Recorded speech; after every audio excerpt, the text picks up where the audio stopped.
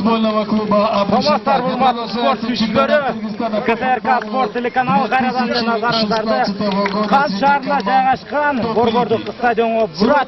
Бүгін бұл жерде номер 1 Кашуба Валерий, 7-й Власичич Анатолий, 8-й алдыдағы 90 метр бойы диздан бір чоң интриганы жаратқаны Беттешке гол отып айтсам, аны ешқандай бір жаңылышқан болды. Нашына қызықты Беттешке Усанбек Шератов, 29 Авазбек Өткеев, 3-ші қатарсамында Талас Сансалиев, команда капитаны албетте аялағандай көп жылдардан бері Дордой командасының намысын қорғап келген мықты қорғаушы.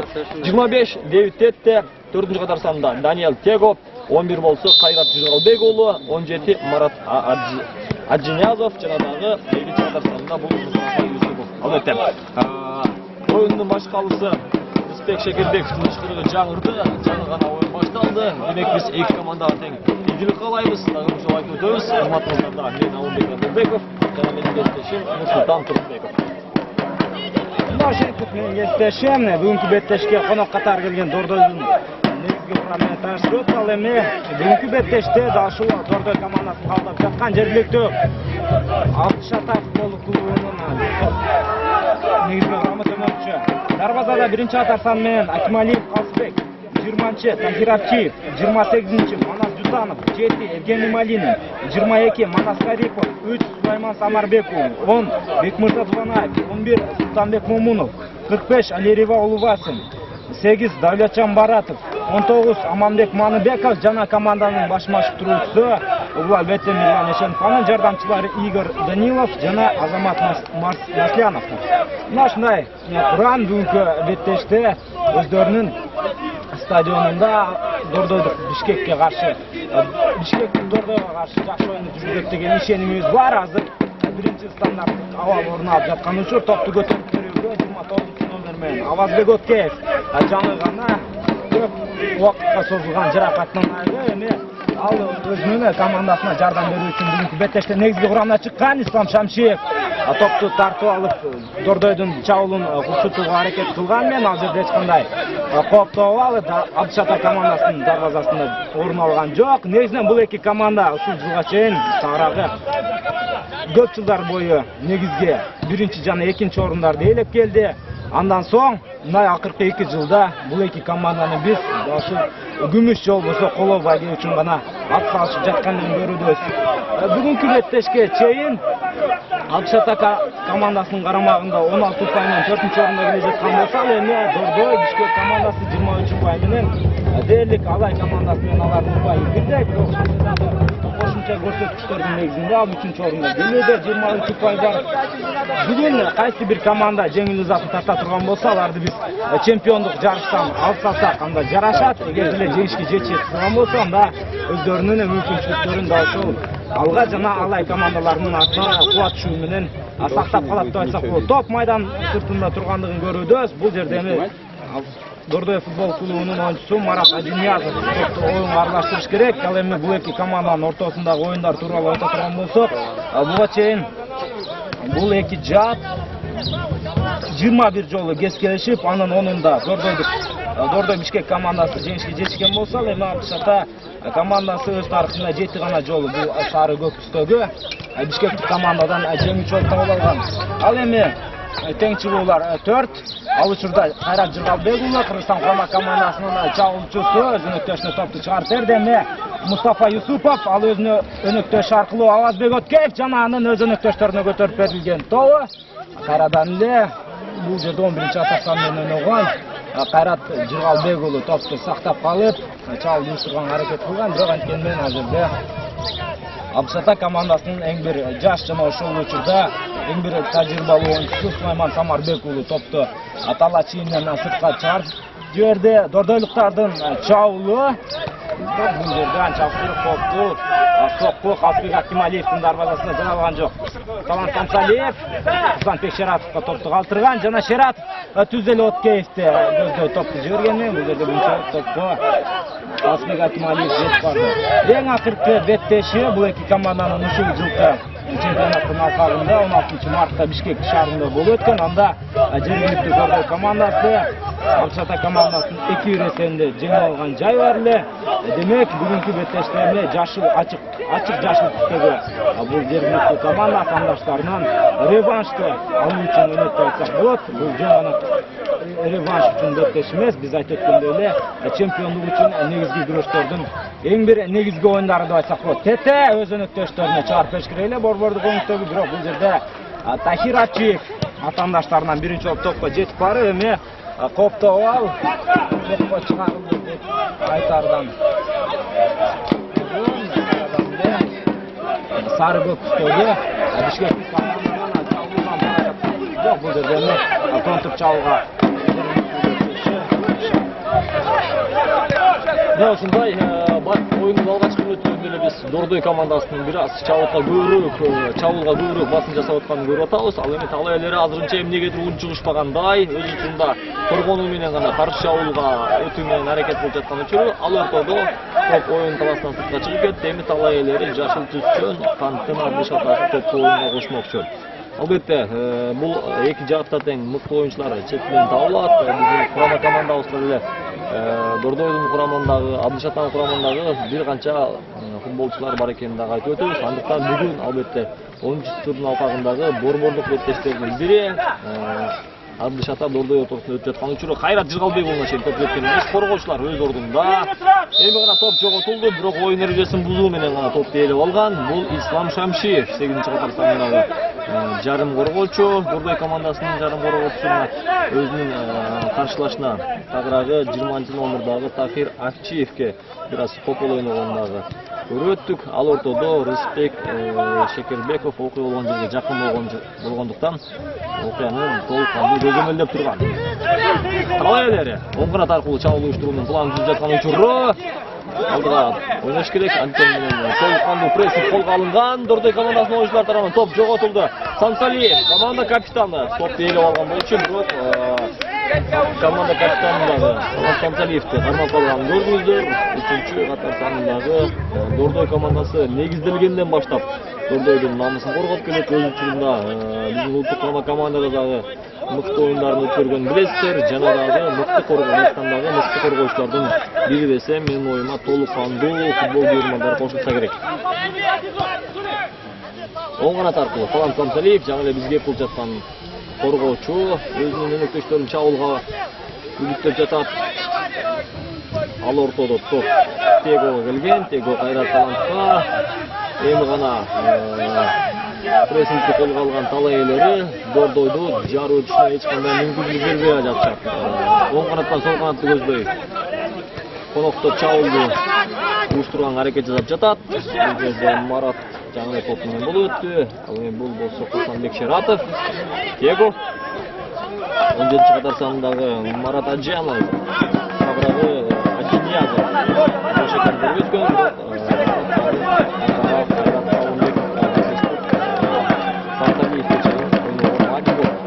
Кашуба, көмөктөн бир дарбаласында кыргыз футбол көрөрмандарынын ар бири билет. Командабызда мыкты сейттерди жасап, бир нече жолу аягында голдордон куткарып калгандагы жактары бар. Демек, сол канаттан талай эле жаш түшүндөрдү чабуулу ийгиликсиз коргоочулар өз ордунда кайрадан жакталат. Шуба ойлонбостон алдырып туура көргөн. Ал жакта Тетте бар болчу, Теттеге чейин жеткен эмес. Коргоочулар бул жолу Азбек Откеев оюнун мудурунда табылып турат. Стандарттык абал эң арга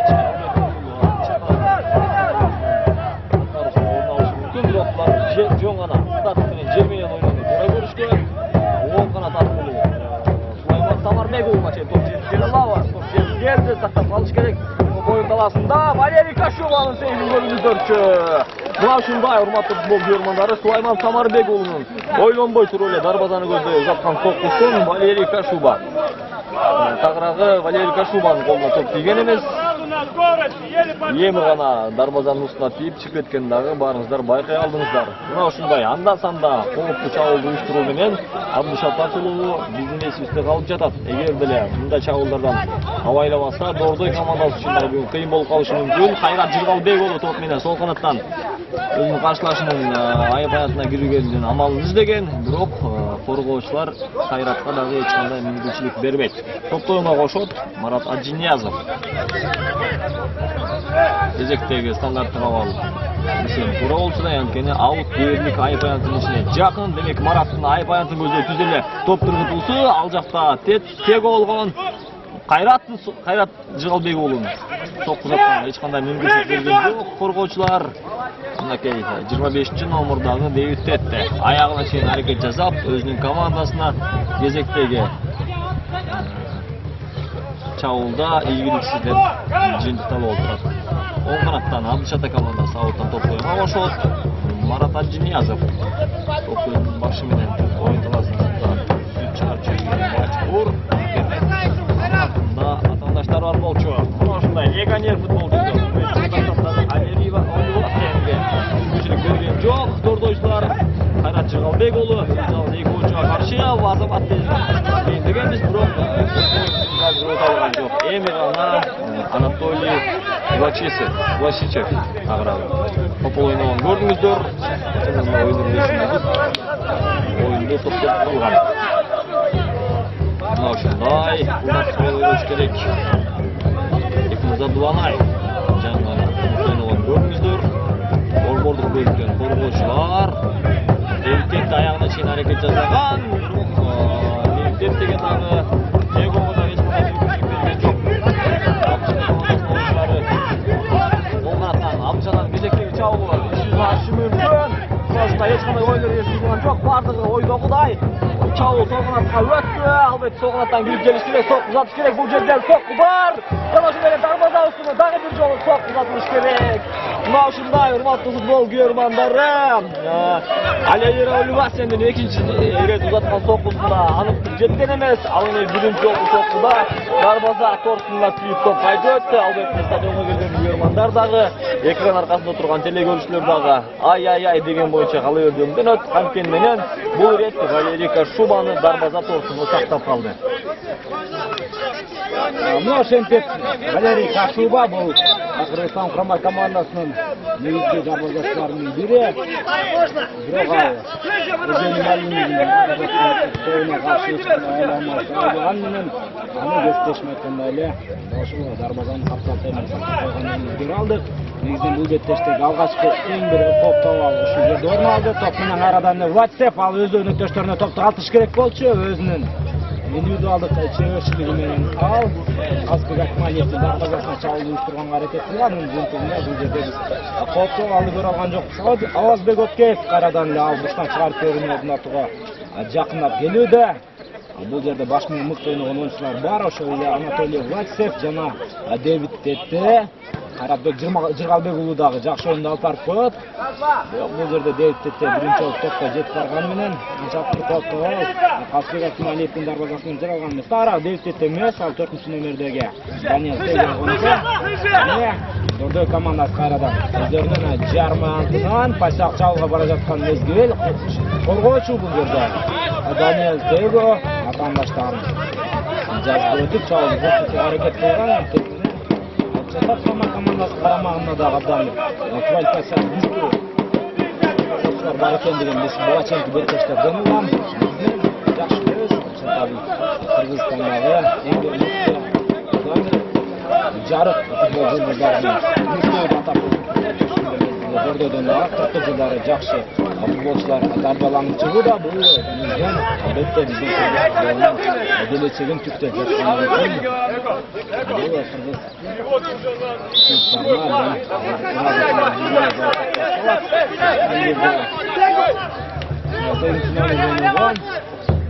Дордой командасынын атаандаштарына каршы ойын эрежесинде бар. Эч кандай ашпастан Азбек Акмалиев жергиликтүү жакшы команданын чабуулга бара жаткан мезгилде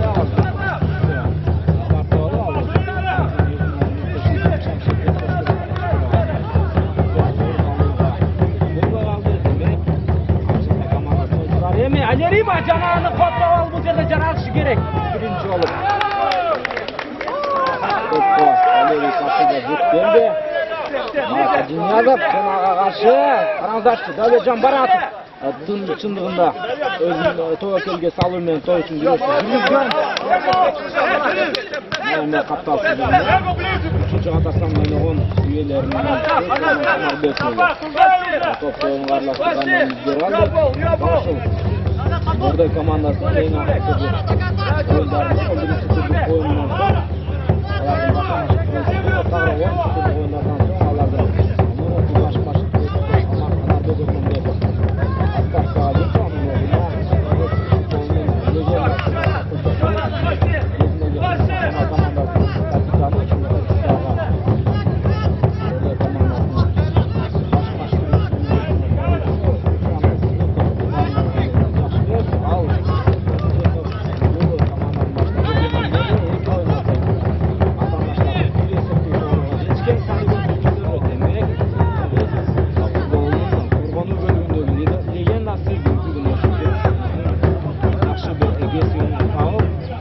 соң жакшы маштырып жатат байсак болот. Топ майданды таштап кетти. Дагы болсо прессинг эки командага тең. Күчтүү болду, ошондуктан биз бекеринен борбордук беттешти атабадык. Латсев өз атамыштарынан жаздырып өттү. Дордойдо комбинациялык чабуул бар.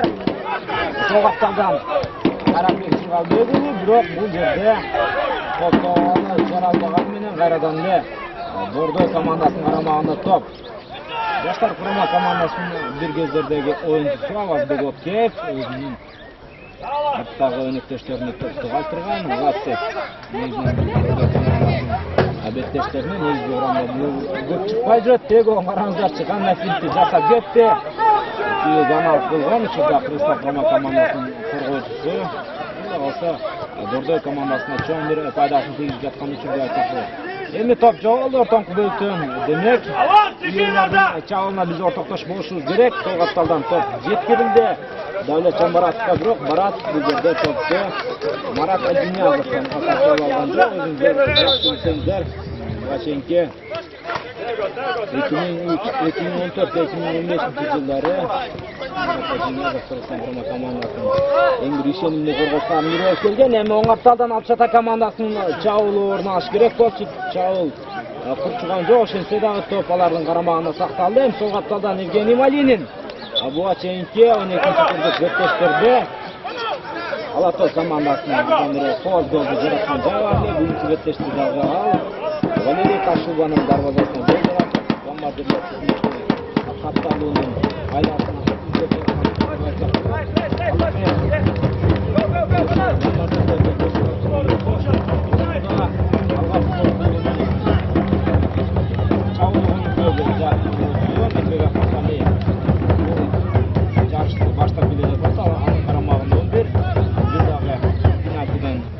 голу жок. Ал эми Алиасилла анын карамагында дагы 11 топ бар. Ал өзүңүздөр жакшы билгениңиздей эле Ош Алай командасынын Гвинеялык легионери бүгүнкү күндө абдан бир жакшы оюнду жүргүзүп жаткан мезгилде. Андан соң 6 гол менен Алмазбек Мирзалиев бул Бордой командасынын чабуучусу. Бүгүн ал негизги урамда майданга чыккан эмес, ошентсе дагы аны оюнга чыгат деген ишенимдерибиз бар.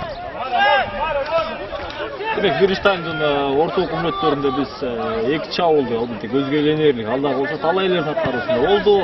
Ошол дарбаза устуна тийген, андан соң экинчи ирет дагы дарбаза устуна тийген. Бирок эмнегедир Бордой командасынын көзгө толумдуу чабуулун оюнун көрө албай келебиз. Албетте буга Алып Чата командасынын коргоочулары жол бербей жаткан деп атабыз. Настага оюн кандай чыгып чыгат. Демек, бүгүнкү оюндагы эң алгачкы сары айыпталарды биз көрүп отурабыз. Бордой командасынын коргоочусу Даниил Тевровго оюндун башкарууну Шекербеков сары айыпталарды көрсөттү. Чындыгында Даниил Тевров ойноду. Эгерде ошол жерден Даниил Тевров ой бергенде балким талай элери этеп сандары чыкпай болуп келет. Демек, оюндун өзү бир аз жакка өткөндөй. Кезектеги чабуулду талай эле топко тартып Коргоочулар өз ордуна болгондо кайрадан топ жоготулду. Эми гана легионер оюнчу топ Алиевага чейин жетип келген жок. Каршы чабуул орун алышы мүмкүн. Дэвид Тетте тоо үчүн күрөштө. Экинчи кабатта дагы тоо үчүн күрөш жүрөт. Бул жерден эми тала ээлери мыкты деп табылып, Оңкарастан өзүнүн чабуулун бул жерден дагы бир тоо үчүн аягына күрөш, аягына чейин күрөш жүргөзсө эми гана болуп жаткан учуру. Ал ортодо Валерий Кашуба жана Шералстар Альвейвени чарчатканын көрдүк. Жерар ошол баскан көзөктөгө чабуулду.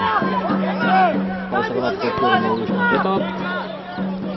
Даниэль Чего албетте бүгүн 10-турдун алкагында дагы бир нече башка дагы эки оюн өтөт. Алардын бирөөсү Бишкек шаарында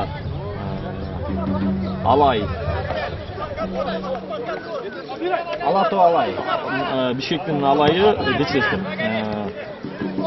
Бүгүн Нарымдын Алтоосу менен Бишкектин Алгасы Оштун Алайы теңел өткөрдү. Албетте Алатоо менен Алга ойногон. Эми дагы бир беттеш Оштун Альдиору өзүнүн карабалтаны алып албетте ал ойундарды дагы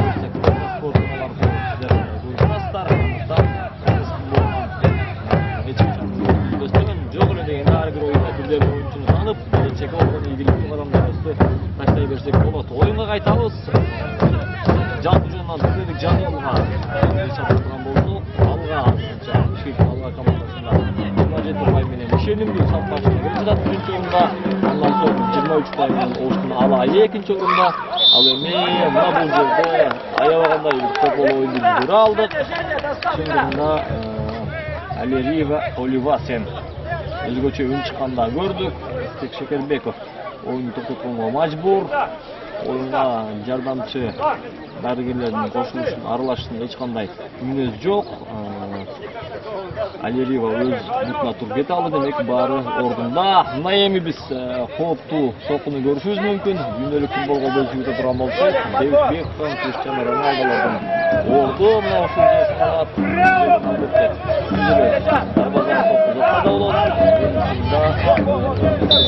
Экинчи катка чыгарып берсе да болот. Ал эми түз эле дарбазан көздөй сокуну тура алдык. Аябагандай деле кубаттуу болгон эмес. Валерий Кашуба эч кандай жок. Демек, күнөлүк жадыбалда оюн өткөрүп Дордой командасынын 23 упай бар. Алай менен Кагырагы, Алай менен Дордойдо 23 упай бар. Ортодогу өткөзүп жана киргизип алган голдор боюнча гана жыйынтык Алайдын пайдасына чечилип, азырынча алар экинчи орунда келе жатат. Ал эми бүгүн оюн өткөрүп жаткан Абчана 16 упай менен 4-нчү орунда, Нарымдын Алатоосунда 6 упай бар 5-нчи орунда. Ал эми Карабалтанын Карабалта командасында 4 упай менен 6-нчы орунда келет. Оштун Кагырагы Альдиору 4 упай менен аутсайдер.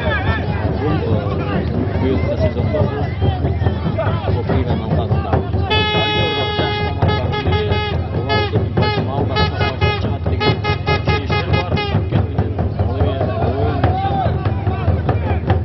бомбардирлер тууралуу жол жүргүзгөн оюнчулар тууралуу бештешим айтып өттү.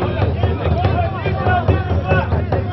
Алмаз Мирзалиевдин оюнчуларына көрө турган болсок, ал дагы эле болсо жол жүргүзүп Алия Села менен Эмбек Ахматалиевди кубалап жетиши мүмкүн.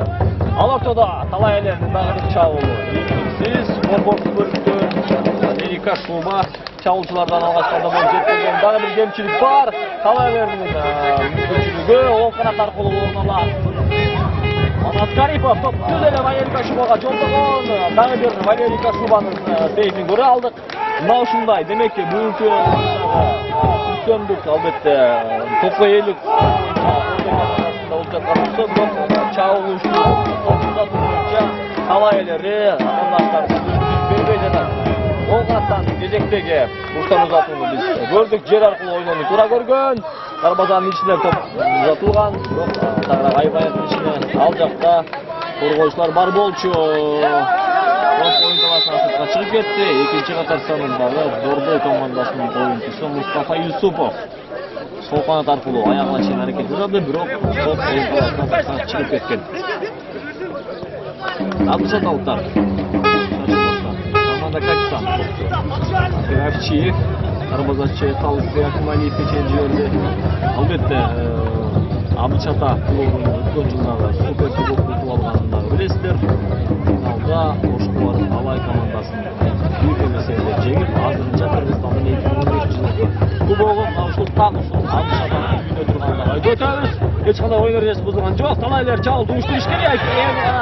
Оюн эрежеси бузулду дегенден менен топ талайларында сакталып калгандыктан Русбек Шекербековдун эч кандай ышкырыгын уга алган жокпуз. Коноктордун оң канаттан кезектеги чабуулчу Алазбек Откеев Айбаянын ичине топту узаткан, бирок ал жерде дебют этти. Топқа жеткен емес, қорғаушылар чабуулдун мизин кайтара алды. Мына дагы бир мүмкүнчүлүк бар. Талайларына батыраак ойнош керек сол канат аркылуу. Мына сага легионер футболчу Оливера кемчиликке жол берди кайрадан. Эч кандай офсайд абалы жок. Батыраак ойнош керек Оливера. Өзү жалгыз борбордук бөлүктөн күлкөнү амал издеп жаткан учуру башты көтөрүш керек. Ар жакта эки оюнчу бош болчу. Алевима Оливасян нигериялык легионер футболчу, чабуулчу 45 кадар санындагы бир аз кызганып койду. Айтор эртерээк ачылган өзүнүн өнөктөштөрүн топ менен камсыз кылыш керек эле. Өз учурунда каршы чабуулдан талай эле мыкты пайдалануунун амалын издеп көрүшкөн, бирок эч кандай жыйынтык жок. Даниэль Tego жаракат алгандай, оюн талашына дарыгерлер чыгууга мажбур. Анткени 4-катар санындагы Даниэль Tego бүгүнкү оюнда сары айып кагазын алуу менен өзгөчөлүгүн алган. Алгандай, ал ортодо Дордой командасы жана ошондой эле Абдышата командасынын оюнчулары тамагын суулап алышат эле. Анткени айтып өтүшүп абзел жок эле дегенде бүгүн жеринен силерге оюнду баяндап атабыз. Бул жерде аба ырайы 25-20 градустун ортосундагы жылуулук бар. Демек, Даниэль Tego өзүнүн ордунан туруш керек. Демек турду. Акырындык менен оюн талашын басуу менен гана чыгып баратат. Аябай деле оор жаракат жок. Демек, баары Дордой командасынын оюнчусунун ордунда. Мынакей башкы сатыш жөнүндө айтып өттү. Руслан Сыдыковду кимдер гана билбейт. Кыргыз футболунун легендаларынын бири. Албетте экинчи бөлүктөгү ортодогу курактагы улуттук командабызга бир нече жолу биздин желбиретип канчалаган мыкты коргонууларды улуттук команданын курамында аткарып келген. Дагы эле ошол футболдо ошол белгилүү Зидane, Марадона сыяктуу өзү тарбияланган Дордой командасын жетектеп жаткан. Албетте өткөн акыркы эки оюнда да Руслан Сыдыковдун жаратылган баардыктар билесиздер. Демек бүгүн дагы ал өзүнүн шакирттеринен жакшы ийгилик күтөт. Ал ортодо бизге кылып жаткан Дордой командасынын оюнчулары топ менен сол канаттан Така Юсупов оң канатта пайда болгон көрдүк. Албетте бир аз мына сол канатта биздин өзүбүзгө көрүнгөн. Демек Даниэль Tego даяр. Демек эч кандай деле оор жаракат алган эмес. Tego талай эле кезектеги чабуулду уруштурат. Оң канаттан мына гана кайратчыл Dego'лу өзүнүн каршылашынын кемчилигин өз учурунда байкай алган. Сол канат аркылуу кирип жазаш керек. Айпаянын ичине дээрлик топ узатылды. Дебют этти. Аягына чейин аракет жасаган, бирок коргоочулар тагыран команда капитаны Сахиров Чиев топ оюн талашын сыртка сүзүп чыгарып жүргөндө көрдүңүздөр. Эми сол канаттан кезектеги стандарттык абалды Дордой командасынын оюнчулары ишке ашырыш керек.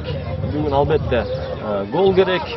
Анткени Дордой командасы бүгүн утулуп кала турган болсо, анда турнирлик жадыбалда Алай командасы бүгүнкү оюнда жеңишке жетип турган болсо, 3 упай менен алдыга озуп чыгат. Абдышата командасы да өз учурунда упайларга ээ болуш керек. Анткени анын абалы былтыркыга караганда бүгүн аябай эле начар. 23 упай, 16 упай менен 4-нчү орунда келет. Топ көтөрүлдү.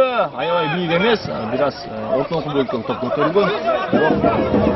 Дордой командасынын оюнчулары бул стандарттык абалды пайдалана алган жок. Дагы бир кагылыш ачкан. Мына кайрадан эле 4-катар сандагы Даниэль Tego'ну чалып жыгытышкан.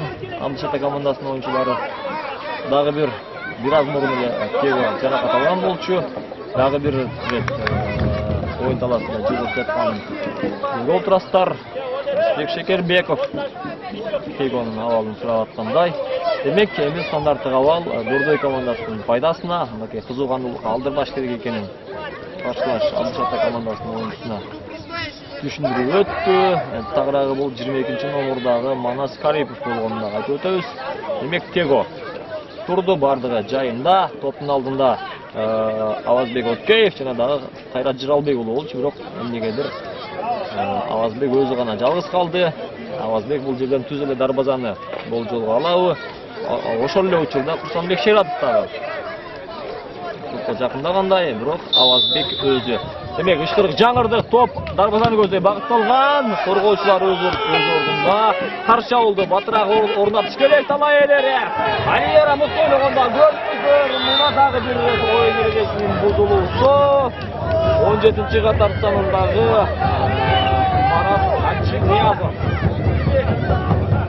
Валерий Иван Оливасенде чалгышып калгандан көрдүңүздөр. Демек, Валерий Иван Оливасен оор жаракат алгандай, аркел менен эч кандай жардамдын кереги жок. Сиз бул стандарттык абалды сиздер менен биргеликте көрүп отурабыз. Демек, Евгений Малинин албетте биринчи таймдагы өзгөчө соккунун жалгыз ээси, мунун тепкен оңдук менен тепкен соккусу дарбазанын көрүшүнө тийип кайтканын билесиздер. Малинин кандай жыйынтык чыгарат, албетте айкайдык топу көтөрүп бериш керек. Евгений Малинин топ айбанып ичинде. Алан Самсалиев өз ордунда. Биринчи таймдын дээрлик негизги убакыттарынан өтүп баратат. Ал ортодо Дордой командасы каршы чабууда. Кайрат Жыргалбек уулу оң канаттан адаттагыдай мыкты ойноду. Кайрат Жыргалбек уулу дагы бир сокку бар. Жана ошонго эле Калысбек Акималиевдин сөзүн карап коюңуздарчы. Мына сага чыныгы дарбазасынын милдети. Мына сага жакшы сокку. Биз бирок антен менен эсеп сандарынын өзгөргөнүн байкай алган жокпуз. Кезектеги буштан чыгарып берүү кайрадан Авазбек Откеев жакын бара жаткан учур. Буга чейинки көрүнүштө өздөр көргөндөй эле Анатолий Власев муштуда кубаттуу соккуну атаандаштардын дарбазасына жиберген. Эми ошол Власев баш менен мыкты ойношу мүмкүн. Көтөрүлүп берилген топ жана биринчи жолу ага Тегодо мүмкүнчүлүк бар, дарбазага багытталган топ жана эсеп 1-0. Даниэль Tego ошентип оюндун 35-мүнөттөр өтүп жаткан мезгилде бул беттеште эсеп ачылып, Даниэль Tego чабуучулар жарата албаган аракетте ал иш жүзүнө ашыруу менен эсеп сандары 1-0 коноктор ошентип ишенимдүү түрдө алдыда деп айта албайбыз, бирок ошентсе дагы эсеп жатын алга чыккан үчүн канча мүмкүнчүлүктөр жаралды ошол Валерий Васинде жана Малинин Евгенийде жана андан башка Давлетжан Баратовда мүмкүнчүлүктөр болгон, бирок алар ал жерде жакшы оюнду жүргүзө алган жок. Анын жыйынтыгында өзүңүздөр команда эле эсеп сандары 1-0. Эсепке карылганда эч кандай маани деле жок. Таблодо көрүнүп тургандай эле эсеп сандары 1-0. Бул жерде оюн эрежеси бузулган экен. 7-номердеги оюнчуга карата 8-номердеги Давлетжан Баратов оюн эрежесин бузган. Эми топту оюнга аралаштырылган 7-номердеги Марат Ачиниязов клубунун коргонуу бөлүгүндөгү оюнчу. Ал өзүнүн өктөштөрүнө өткөрүп берди жана бул жерде эч кандай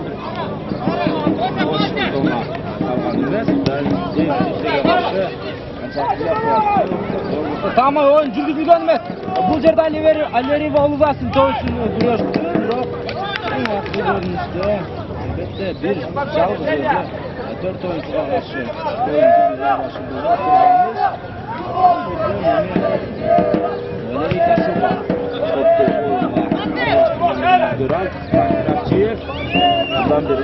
оюн кезіндегі Кыргызстан құрама командасының коргоочусу 2 жылдык тыныгуудан соң чемпионатка кайтып келди. Эми өзүнүн оюнун мыкты деңгээлде жүргүзүп жаткан мезгил.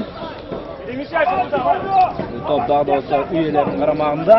Оң канаттан чабуулду уюштурганга Давлетжан Баратов жок, тагыраак бул жерде Аманбек Маныбек бара жаткан, бирок Маныбеков ал жерде атаандаштарына топту тартырып, Власев бүгүнкү беттеште өзүн укмуштуудай бир чоң мыкты деңгээлде көрсөтүп жатат деп айтсак болот. Дагы да болсо анын аракети өз командасынын алдыга жылдырууга аракет болгонмен, бирок бул жерде Чата командасы топты тартып алды.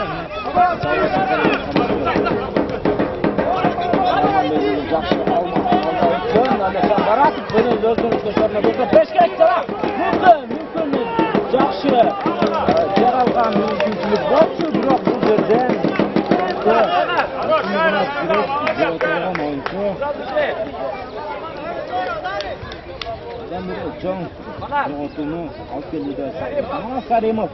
Карипов тагырагадан жаш оюнчулардын бири бүгүнкү беттеште өзүнүн эң бир бийиктигиндеги беттешти жүргүзүп жатат айта албайбыз, бирок экинчи дагы Сертана алдыга барып, Валерий Кашубанын дарбазасына коштолду жаратууга аракетинип жаткан учур.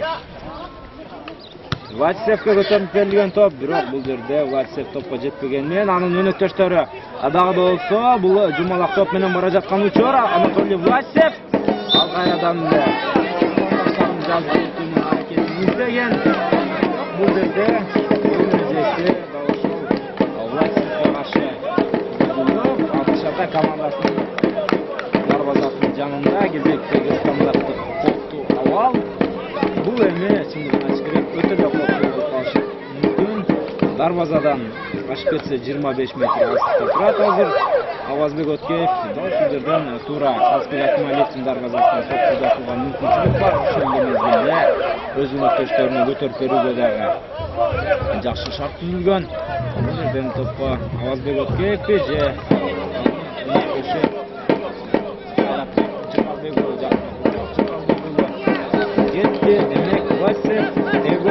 жана Авазбек Өткеевте топту азыр кандай өнүктө же болбосо кайсы бир комбинациялык жүрүш менен Казбек Акмалиевдин дарбазасына сокку узатууну пикирлешип жаткан сыяктуу. Ошодо калсын ышкырыгы жаралды жана Авазбек Өткеев анын соккусу бул сапар кубаттуу болду, бирок бир аз ага тактык жетпей калганын биздер алдык. Мустафа Юсупов кайрадан эле Дордой командасынын прессингке барып ойунду жүргүзүп жаткан учуру. Шамшиев издеп тапты жана Мустафа Юсупов өз өнөктөшүнө көтөрүп берген топ. Даниэл Дево балким ким билет, ушул жерден топту өз карамагына алып калган, экинчи голду жаратып салууга мүмкүнчүлүгү жаралып калмак. Эмне болсо да топ дарбаза чүйүнөн таштап кетти. Эми үйлөрүнүн дарбазасында турган Казбек Акмалиев эч ашыкпастан өз өнөктөштөрүнө топту өткөрүп берген соң, бул жерден эми пассиялык чабуул жүрүшү керек. Берлан Ишенов өзүңүздөр жакшы билесиздер, Австрия командасынын баш машыгуучусу ошол өзүнүн шаардыктарына алдыга барып оюнду жүргүзүүсүн айтып жатканына биз отурсак боло алдык. Жерден түз алып берүүдөбүз, жерден ошол баяндаманы жүргүзүүдө өстөргөн болот. Чата командасынын баш машыгуучусунун күндөрүн угуп билип турган Кушуров Дуванаев топ менен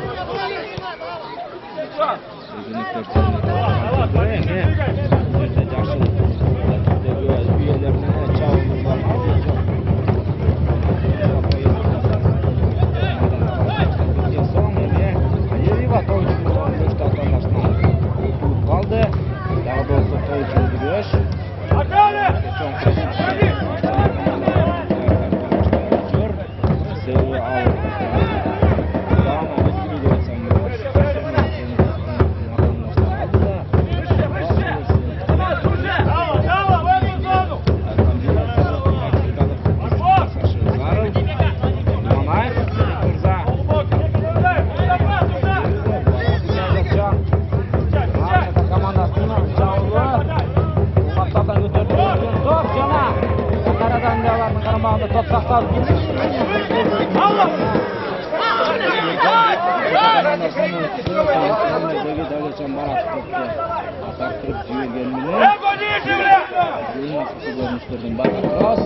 Жашыл түстөгө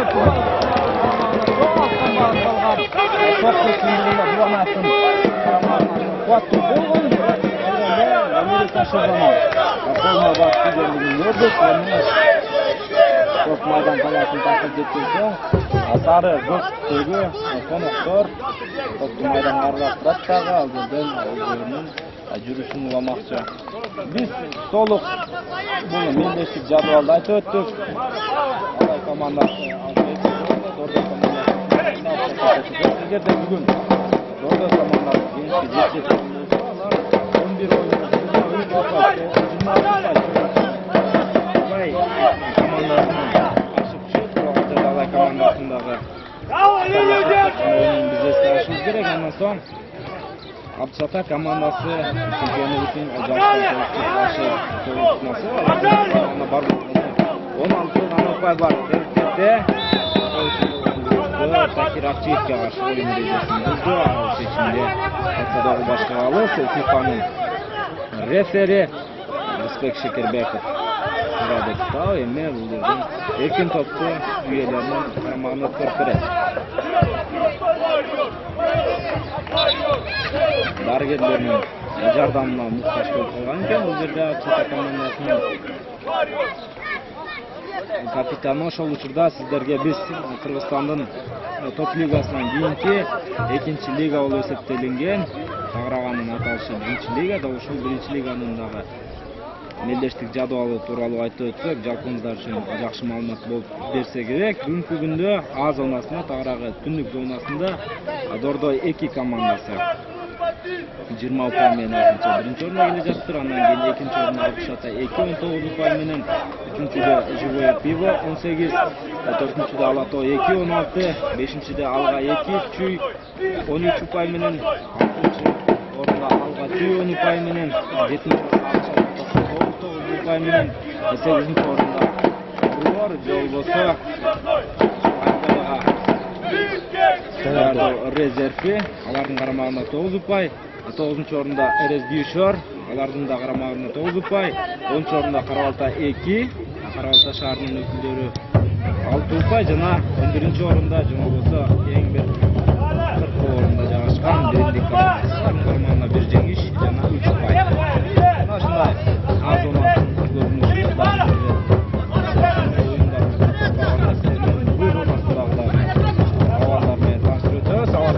Vatandaşdan toplu tartı alıyoruz.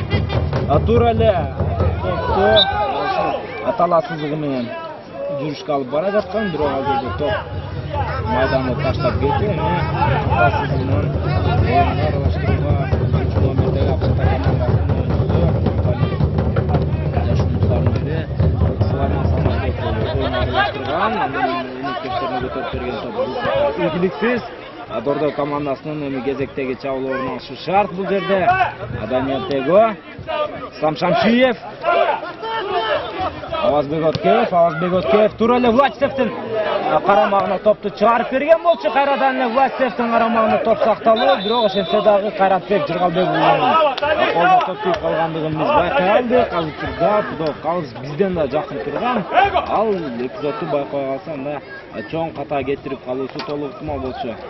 Абсата командасынын карамагында топ сакталып калган, эч кандай майдан сыртында топ чыкпаган экен, бирок эмнегедир кончо каташан менен Манас Мадыбеков Мустафа Юсуповго топту тартып жиберип, топ менен Ислам Шамшиев Тагырагы Дордой Бишкек командасы алдыга чыгып бара жаткан экен, бирок ал жерден дагы топ майдан таласын таштап кетти. Демек, биринчи таймдын акыркы көзөрмөмдөрү эсеп сандары 0-1, 1-0 эмес, анткени талай эле азырынча болуп атат. Дагы бир рет топ ойносузга чыгып кетти. Бул рет кайрадан эле талай эле албетте канчалык жандалбасын, канчалык сатылбасын, чабуулдарды уштубасын, канчалык токтотбасын, бирок мен бар, сен урбасаң сага урушат. Мына ушундай режимде колго алган Дордой командасы бир нече жолу өздөрүнүн дарбазасынан гол алып чыга кала жазган. Анткени менен анда санда чабуулдарды жүргөздү. Дордой командасы Даниэл Tego'нун голу менен жеңилип алып, тескерисинче Дордой командасы алдыга чыгып алды. Баш менен алгызатылган алыстан топу Алиева Сен. Бирок аныктык жеткен эмес. Валерий Кашуба шашылбастан топ оюнга кошуунун амалын издеп жаткан учуру. Анткени убакыттын ар бир каккан секундалары ушул сары көк түстөгү Бордой командасынын пайдасына чечилип жаткан учуру. Ал эми оюндун башкы калысы биринчи таймдын аягына канча мүнөт кошуп берет Рысбек Шекербеков. Анда биргеликте көрүп жатарбыз. Дээрлик көзгө көрүнгөндө эле токтолуулар иш жүзүнө ашкан эмес. Талай эле топ ээлеп алышты оң канаттан. Оюн эрежеси бузулду. Tego мажбур. 2-8 катар сандагы оюнчулардын ортосунда бир аз конфликт болбосо келишпестиктер иш жүзүнө ашкан.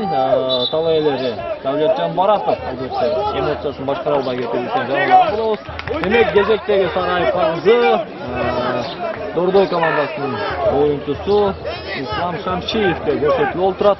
Демек албетте оюнда эмоцияларды башкара билиш керек, ойлош керек дегендей баары өз ордунда. Бул рет стандарттык абал биринчи таймдын акыркы мүнөттөрүндө талай элеринде эсеп сандарын кыскартууга жакшы мүмкүнчүлүк бар. Оң канаттан Айбаевдин ишин көздөй албетте керек.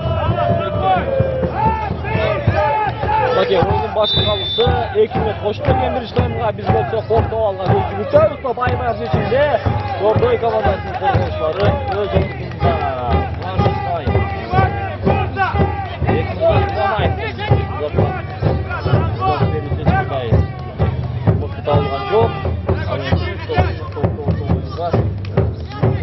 Манас Карипов кошконда көрдүңүздөр.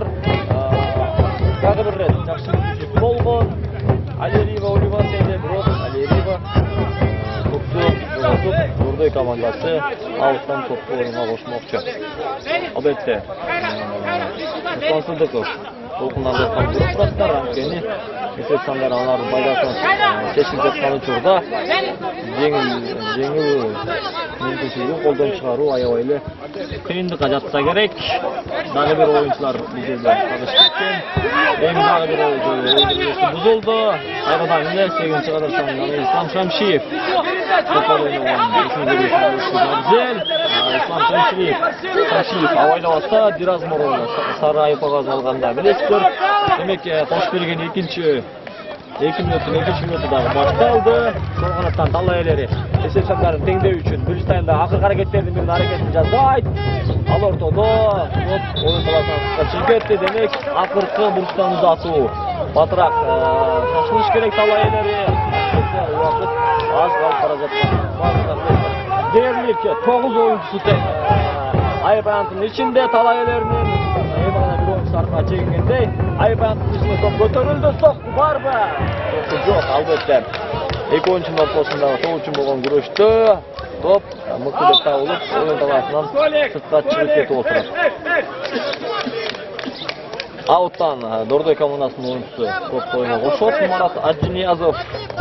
Демек, ал кезде өз өнөктөштөрүн алдыны көздөй ойнош керек экенин таразлап жаткан учуру.